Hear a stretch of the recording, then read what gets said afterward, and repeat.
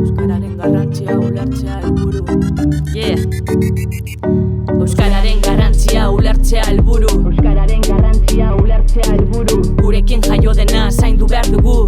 Gurekin jaio dena zaindu behar dugu. Euskararen garrantzia ulertzea helburu. Euskararen garrantzia ulertzea helburu. Gurekin jaio dena zaindu behar dugu.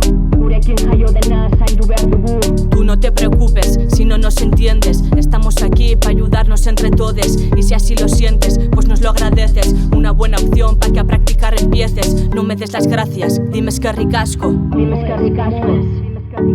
No me des las gracias, dime eskerrik asko. Dime eskerrik asko. Cuando nos veamos, salúdame con un kaixo. Así es como aquí nos hacemos caso. Zer moduz zaude, te preguntaré.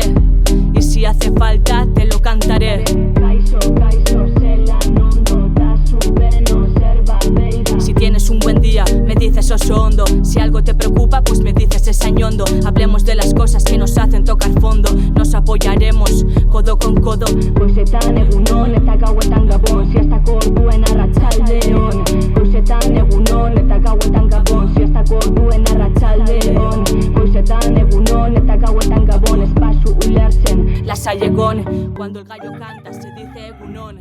A la hora de la siesta arratsaldeon, con la luna al alza se dice gabón. Y con el nuevo día volvemos al egunón. Cuando el gallo canta se dice egunon. A la hora de la siesta arratsaldeon, con la luna al alza se dice gabón. Y con el nuevo día volvemos al egunón. Euskararen garrantzia ulertzea helburu. Euskararen garrantzia ulertzea helburu. Gurekin jaio dena zaindu behar dugu. Gurekin jaio dena zaindu behar dugu. Euskararen garrantzia ulertzea helburu. Euskararen garrantzia ulertzea helburu. Gurekin jaio dena zaindu behar dugu.